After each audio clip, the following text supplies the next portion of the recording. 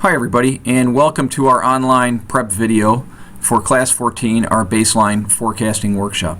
So Monday's class will be in the Stayer Center, again in the Commons Room B, where we were for the prior class that was in the Stayer Center, and we'll give you as much time to work on your baseline forecasting as we can.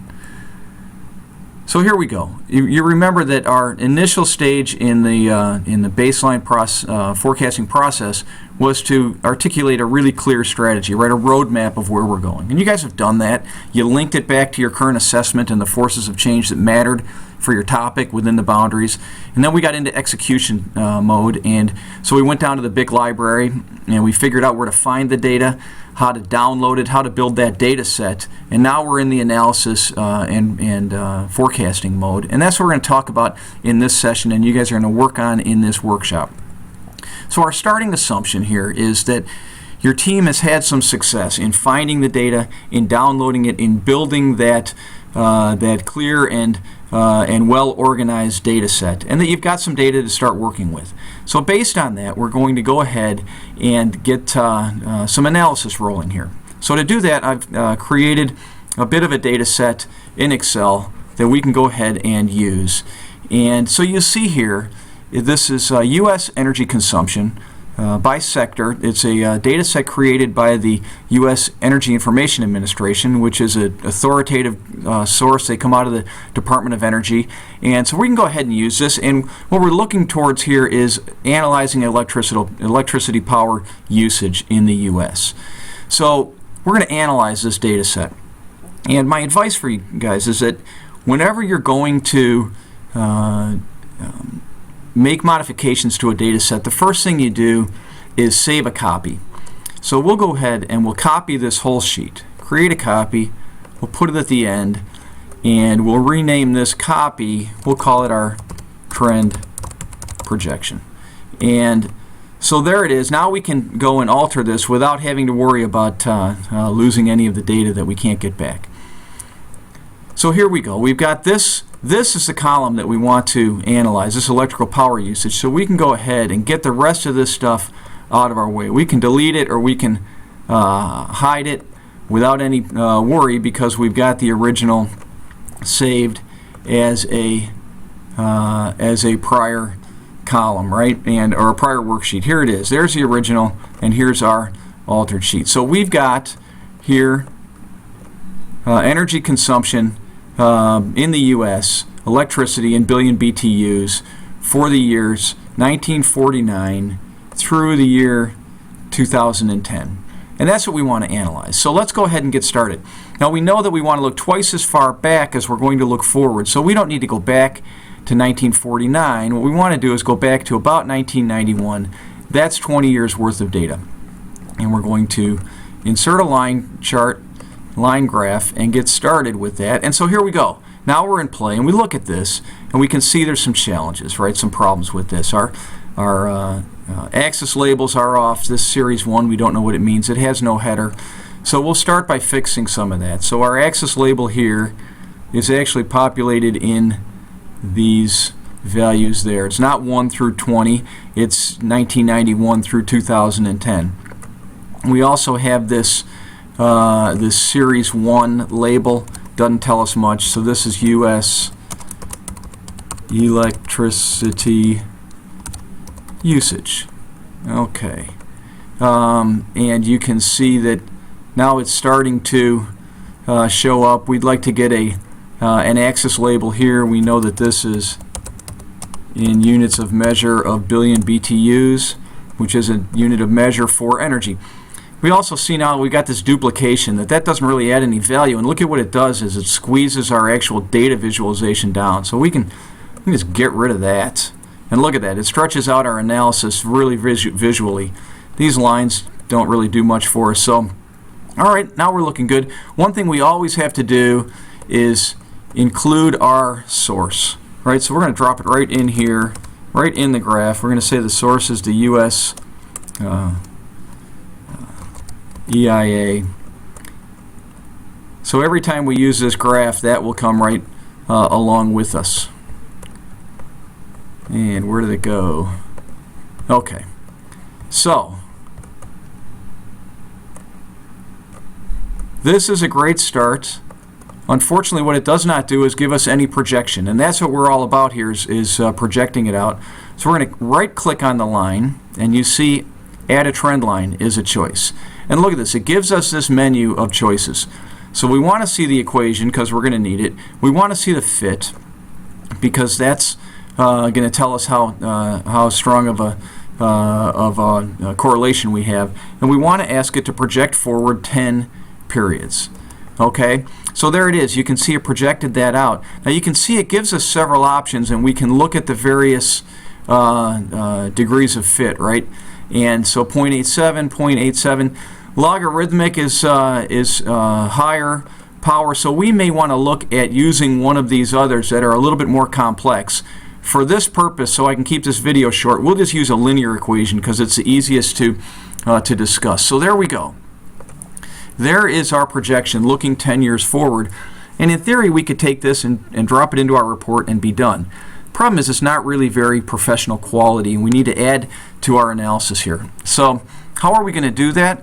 Well, we're looking 10 years forward, so we need to say give me year plus 1 and copy that down 10 years. Okay. And we need to use this equation to tell us what the values are, right? So there's the equation that models to that line. So what it's saying is that Y, which is the usage, equals 501,137 times the variable X plus 3E07. That's 3 times 10 to the 7th. So 3 and 7 zeros.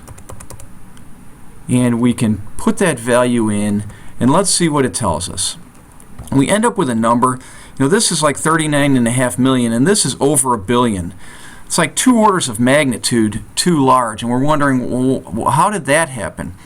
Well, what happened is, if you recall, these values here were 1 through 20, and that's what the equation thinks that X is.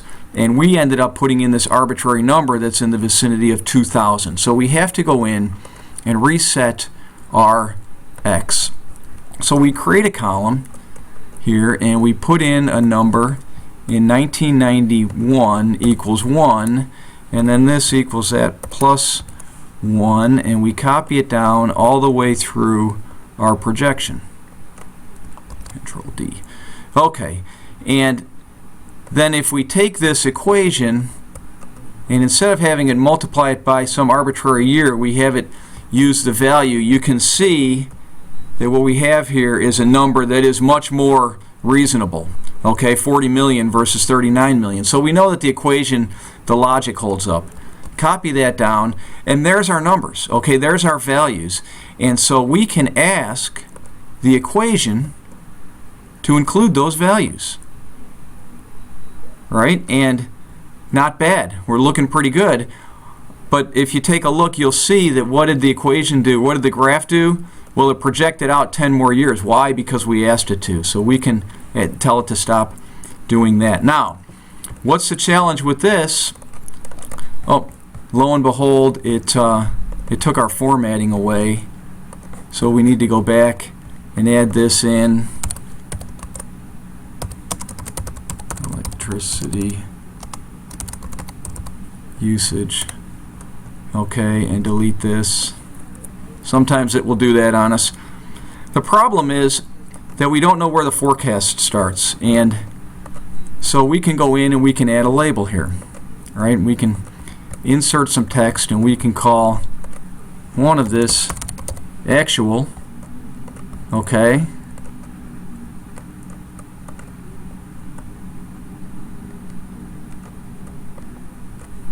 And then we can add another one, insert a text box, and call this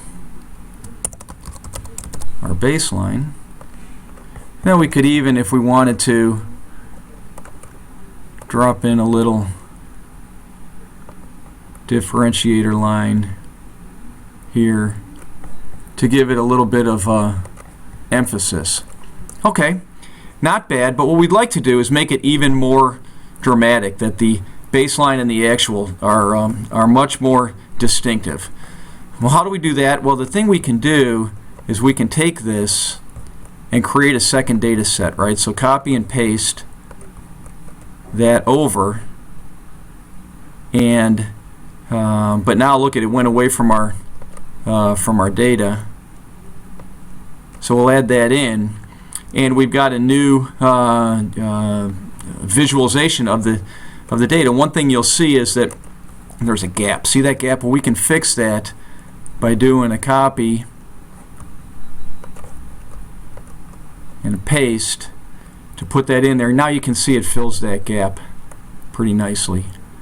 We could also take this and say, all right, let's make that the same color here, a little more visual, and then take our baseline and make that the same color as that, a little more visual.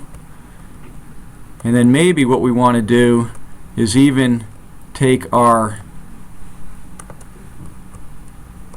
trend line. Oops, did not want to do that.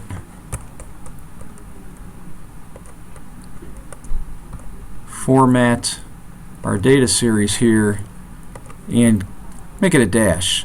Sometimes these things will be printed in black and white, and so now you can see we've got our baseline and our actual looking pretty good. Now we have another challenge. If you remember the Elvis fallacy and that sort of thing, we have to add in the assumptions and logic that are our best knowledge around our topic.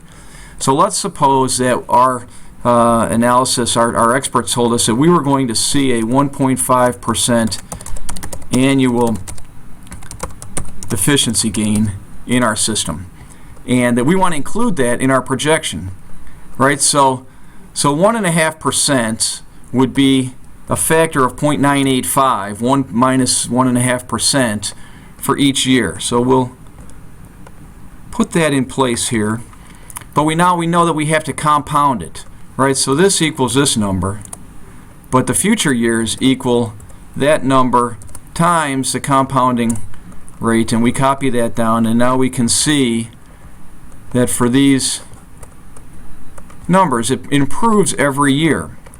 And so this adjusted value would be our baseline value times our compound improvement value. Copy that down, and we can see an improving number all the way along. And let's get that onto our graph. Okay, and there it is. So we want to add some formatting in here. So we'll insert a text box, and we'll call that our forecast, which includes a 1.5% annual efficiency gain. And we will make that green and format it. We'll